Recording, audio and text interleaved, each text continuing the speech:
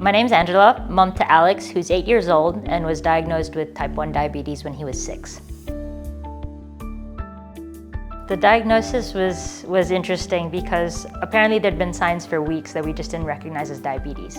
We don't have any diabetes in the family. So when there were weeks and weeks where he was waking up like 3 times a night to use the toilet, we just thought it was a 6-year-old being anxious or regressing in the bedwetting department. Then symptoms started getting a bit more serious. There was 1 week where he lost a lot of weight and he kind of looked sallow and puffy around the eyes, and I started to worry, and so we set up a meeting with his pediatrician.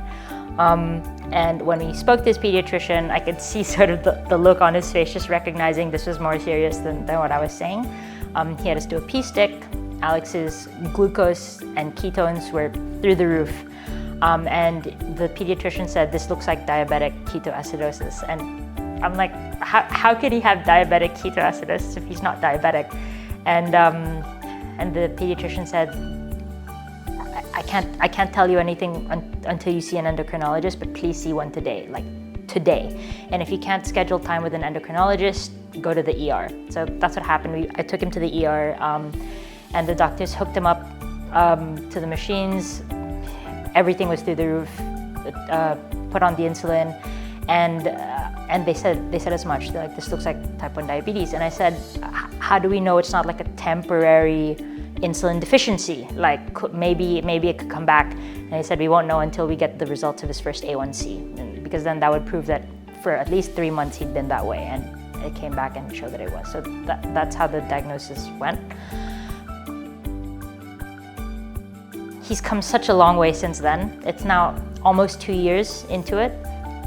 He actually adjusted pretty quick. He's a real trooper. He's such a resilient kid. He's so smart. He's so brave. I think the hardest was probably just getting him to accept and us to accept as a family that this is chronic. We're a family of problem solvers. We got home after 3 days in the hospital, and he was like, "So Mom, how do we end this? How do we fix this?" And to tell him that there is no fix just yet, like people are still researching a cure, but we can manage it. Yeah, that was an interesting pill to make our very practical 6-year-old swallow. But he was afraid of needles at the time. He got over that pretty quick. 4 shots a day will do that to you. I think the hardest thing in the beginning was talking about it, because he doesn't like to be seen as different. He kind of was shy to tell his friends that he had diabetes. But I kind of tried to help him see that everyone's got their own thing. Like some kids have allergies, or some kids are dealing with, anxiety around certain things, and this doesn't make you different, or it doesn't make you weird. It doesn't make you broken in any way, but everyone is different, and it's fine. And it's just like, this happened to your body. We didn't do anything to cause it. It's not a bad thing. It happened. And so it's okay to tell your friends that. It's the truth, and you can embrace it. So he's gotten a lot better, and his teachers have been so excellent, supporting as well, like making sure they know how to keep him safe in class, but also talking to his class about it so the kids understand and they don't pepper him with questions like, "What's that?" And put the stress on him to explain it. My husband and I knew that pumps could help regulate his blood sugar levels, but a lot of the pumps that we saw, tubes, and Alex really doesn't like having things on his body. So we really had to, talk him through it and let it be his choice, but hope that he would choose something that could help him, and help us. And I think it was actually when he saw how scared and stressed I was sometimes when I didn't know his levels, that he was like, "Okay, Mom, I'll do it." The tubes were a hard red line for Alex. He's just like, "I really, really don't want tubes sticking out of my body. It'll get in the way when I'm doing sports. Kids will ask questions about it." Alex was adamant that he wanted one without tubes. So we were very, very happy. We'd already decided that we were going to move to Australia from Singapore, and we were super happy to find out that Omnipod was available here so that he would be able to get a pump. I think the biggest challenges we faced with injections were, one, that because there's a human involved in the process, you have to remember things all the time, right? So like when he's at home, it's easy. I can take that mental burden off of Alex and it's on me. That's fine. But even with the adult thinking and planning, life is busy. We'll be doing all sorts of things, and normally everyone rocks up just in time for the meal, and I may have forgotten to pre-bolus him 20 minutes before. So he would always spike after meals. Sometimes also he either I think the scariest was when like we would order stuff at a restaurant and I bolus him for the amount that I see on his plate. And then all of a sudden he decides he doesn't feel like eating the whole thing. He's eaten half the plate and I'm like, replacement carbs, like I bolused you for this amount, like you need to eat something else. Or like days where we were finding out what affects his blood sugars at all, like finding out that, let's say when he's sick, his sugars will go through the roof, and so we're constantly chasing highs when he's sick, needle, needle, needle. Or like finding out that after exercise, you can have a delayed drop. So even if I checked him right after sports and his blood sugars looked okay and I corrected him for his food, not realizing that his levels would drop later and I'd accidentally overcorrected him and caused the low. So the guilt also around accidentally causing lows when you don't know how his levels are gonna change. And also because, like I said, back to the human component, like when he's in school, I would rely on him or his teachers to remember and to get it right? So I'm very used not to getting calls in the middle of the day at work from like, and that's fine, no problem at all. I'm there to help and I want them to call me if there's an issue, but like, okay, he's eating this or this happened, what do we need to do? One of the biggest immediate benefits that we felt straight away was even if he does little snacks in the middle of the day, you're not having to whip out another needle. And that was a lot of our problem with chasing highs, where I would give him the first injection for like the start of the snack or the start of the meal, and later he would get something and then not tell me about it, so I wouldn't be able to do a second injection. So now anytime he has a little something, the fact that you can just like type it in and it delivers a bolus, so good. So that's huge. Yeah, activity mode has been pretty useful because we can't always plan when they're gonna go do sports. I don't always know when they're gonna do PE or run into the background to play soccer, play cricket.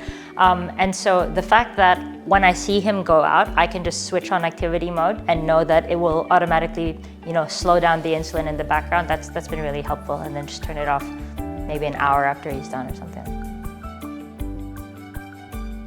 And so I think the Omnipod, making it easier to just bolus on his own and those automatic corrections in the background, it's really increased his independence, but also sort of that relief and that sense of like, we've got this and we know we're gonna get higher time in range with less effort or without expecting so much of our boy who's already doing so much. He is a confident kid. He'll talk about going out for cricket and being a pace bowler and all that stuff. I think the fact that he's not got tubes sticking out of him is a huge, like the fact that he can do everything he still does and swirl all the arms around and do all the big running without worrying about knocking into something, that's huge. The fact that I'm not having to remember how long ago I gave him his shot, so it's calculating how much insulin is left and will automatically adjust the dose for that, that's really big. Because I could do it before, but it was a mental load. It was a mental burden that I wasn't really taking note of. Having the CGM data always with me, so I know if he's all right or not, is huge. That's a big stress reliever. It's funny because when we switched to the Omnipod, the school was kind of like, so do we not need to do anything now? Because they used to supervise the injections and making sure that the number's right, and they would have it in a little log. Now that it's all on they're just watching him tap into his little device. They're like, so do we really not need the help at all? It's really funny that they felt that their role had been reduced. If I met a parent who were hesitant about moving to technology, I think I'd first ask them why. What's the source of their hesitation? Because the benefits seem really obvious to me, but also I'm someone who's worked in tech. And so I'm very comfortable with this stuff. I kind of know what to look for to see if I can trust what a company is doing. And obviously, the same way you would look at reviews when you're doing online shopping, hit the Reddit forums, hit all the stuff, I would say, talk to other users of it and, build that comfort, do your research online and see. And if for them it's more, they don't think that their kid will adjust well to the newness, there's so many new things already, I understand how you feel and I understand the hesitation. And it is your choice because you have to be comfortable with this. But just try also to see how it can help you. And at the end of the day, you have to decide what's more important, sort of the discomfort or the fear you're feeling or the benefit that you can get from it. And at the end of the day, that's your choice to make, right? You as a parent or you as the child who's going through it. when we were still on multiple daily injections, we tried our best, right, to get to that 70% time in range goal. But even with the best intentions, trying to get the carb counting right, trying to pre-bolus, I think the best we ever got was like 60% in range. And I'm also kind of a forgetful person sometimes. I think the least forgetful I've ever been is because of Alex's health. Like, I have to be on the ball. But for the days where you forget, the fact that Omnipod is there as a backstop and the algorithm is correcting it in the background has been huge. When I think about parties or events we were at before where I had to pull him aside to deliver the shots, and he knew he had to do it, but it was always with a little bit of secrecy or shame, or like I couldn't just give him a shot right there in front of the table where everyone is eating. He'd be like, Mom, like, let's go to the bathroom and let's go off to the side. I need to do my shot right now. He was always wanting it to be discreet. And obviously it's taking him away from the fun, right? To stop and clean the needle and do everything. So the fact that even if he's forgotten, let's say he's forgotten to pre-bolus, but he's in the middle of fun with everyone and I just saw him put that, burger or whatever in his mouth, the fact that I can get his controller and sort of do the bolus right then without taking him away from the fun, and so discreetly and no one even known, that's actually really big for Alex. Seemed really sensitive to it. It seems to really matter to him. So I think it's made a difference to him. Diabetes is a funny disease because the treatment is straightforward. It's known. It's math, it's insulin, it's diet choices, but it's always on. It's tedious. And so while it can be easy to get right, you have to get it right all the time. And the consequences of getting it wrong are hard. And so to just have something that makes it easier to do those tedious things every day, it's helpful. Life with Dexcom and Omnipod in 3 words. One is relief. Like I said, right, just knowing where he's at without having to check, without the black hole of not knowing is the worst. It causes more anxiety than it needs to. So relief is one word. Easier, it's another word, like I said. And auto, baby. Autopilot is nice.